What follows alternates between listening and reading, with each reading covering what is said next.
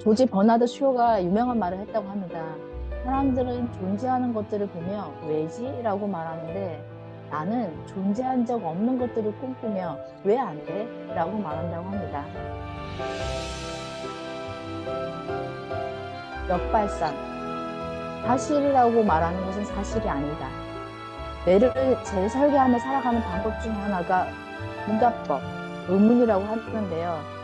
당신이 플라시보다라고 하는 유명한 책을 쓰는 돈 디스펜자, 이분도 자기 개발 동기부여가 굉장히 유명하신 분인데 이 책에선 당신이 믿는 대로 현실이 된다고 강조를 하면서 사람들이 이 약은 진짜 약이 아니야, 그냥 플라시보야 라고 말하지만 효과는 모두 똑같다고 합니다.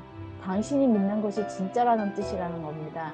과학은 우리가 원하는 것이 무엇이든 갖게 하고 될 수 있다는 생각들로 채워주긴 하는데 유일한 한계는 뭐냐? 우리가 그걸 부정한다는 겁니다. 그래서 그 부분에 대해서 어떻게 바꿀 수 있을까? 당신이 무엇을 할 수 있는지 생각하는 것 역시 신념이라고 합니다. 이분은 소크라테스 문답법을 통해서 자기 안에 있는 신념의 하나하나를 질문을 통해서 가려낸다고 하거든요. 결국엔 찾아 들어가다 보면 그 신념조차도 내가 만들어낸 한계였다라는 걸 알게 된다고 합니다. 그러면서 이분이 이런 얘기합니다. 할 수 없다는 생각에서 나오려면 물음을 제기하라고. 이것은 신념인지 아니면 팩터인지. 그래서 나는 이 신념에 대해서 무엇을 믿고 있는지, 왜 믿는지를 찾아보라고 합니다. 당신의 신념을 뒷받침하는 근거를 찾아보다 보면 이 신념이 어디서 나왔지? 왜 나는 이 신념을 믿게 된 거지? 한 번쯤이라도 돌아보면서 그 부분에서 체크를 해보라고 합니다. 내가 이 일을 할 수 없다는 근거는 어디에 있는 거지? 그리고 왜 이 근거가 어디에서 나왔을까? 찾다 보면 그 근거가 아무것도 아니라고 합니다.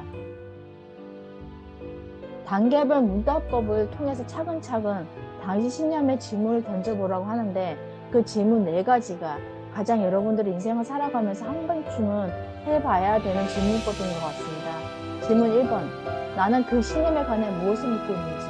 질문 2번, 왜 나는 그것을 믿는지. 질문 3번, 왜 나는 그것에 대해서 근거를 믿고 있는지.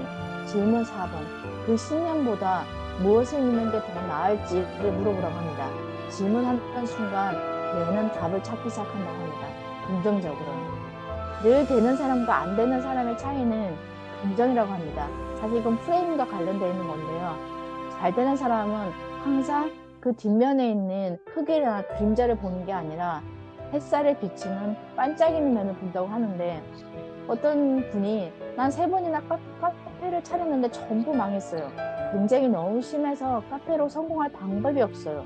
이렇게 얘기하는데 이분의 신념에는 카페는 잘 되지 않을 거야. 경쟁이 너무 심하니까. 이미 무의식에 갖고 있다가 카페를 3번이나 차렸음에도 불구하고 망했다고 합니다. 근데 자기가 이분이 저자가 이탈리아에 갔을 때 커피를 엄청 많이 마셨고 엄청나게 많은 카페를 갔대요. 길 모퉁이마다 카페가 있는데 하나도 망하지 않았다고 합니다. 즉 카페가 많아서 경쟁이 심해서가 망한 게 아니라 이분 그 망한 사람의 신념에는 이미 카페가 많으니 성공하지 못할 거야 라고 하는 신념이 있었던 거죠.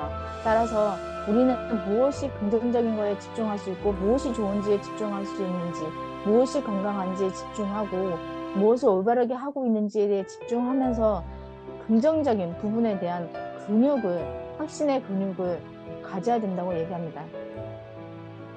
잠깐만요. 또 마우스가 안 먹어서. 네.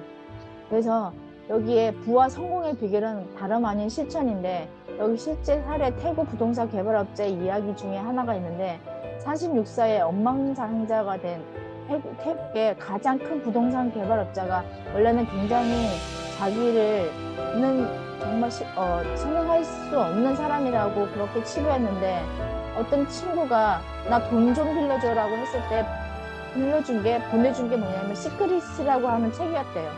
이 책을 통해서 이 사람은 다시 자기의 힘을 갖고 확신을 갖고 신념을 작동시켰다고 한다고 합니다. 그래서 나는 노숙자야 라고 하는 신념을 들여다보고 여기에 대해서 학원과 시각화, 정화의 기술 같은 걸 토대로 이분이 부를 얻게 됐다고 하는데 결국엔 이분은 시크릿을 읽으면서 그대로 실천했다고 하거든요. 사실 헨리체가 유명해진 이유 중에 하나가 이분은 시크릿을 60번을 읽었다고 하거든요. 거의 애울 정도로 자기는 그 60번을 외우면서 그 나와 있는 그 토대로 자기가 이걸 그대로 했기 때문에 성공했다고 얘기합니다. 그러면서 서머리로 얘기합니다. 3장에서는 불가능해 보일 때, 부정적인 신념이 현실처럼 느껴질 때 질문하라고 합니다. 내가 이 일을 할 수 없다는 근거가 어디에 있지? 그 다음에 나는 어떤 사건에 부여하는 의미조차가 그게 바로 내가 만들어낼 신념이기 때문에 의미를 바꾸면 나는 또 다른 신념을 가질 수 있다는 거죠. 그 다음에 소크라테스 문답법 4가지, 아까도 말씀드렸지만 그 4가지를 항상 질문하면서 내가 탐색하고 이게 현실이야 라고 생각하는 경향을 내가 의문을 갖고 타인이 여기에 관련된 내 신념을 물어본다면 나는 어떻게 대답할 건지, 그 사람이 그런 신념을 갖게 되면 나는 어떤 얘기를 해줄 건지 내 자신한테 한번 돌아보면서 긍정의 심리학을 활용해서 자기를 사랑하고 용서할 때 긍정적인 결과를 가져올 수 있다라고 항상 믿고 살려고 합니다. 이상이었습니다.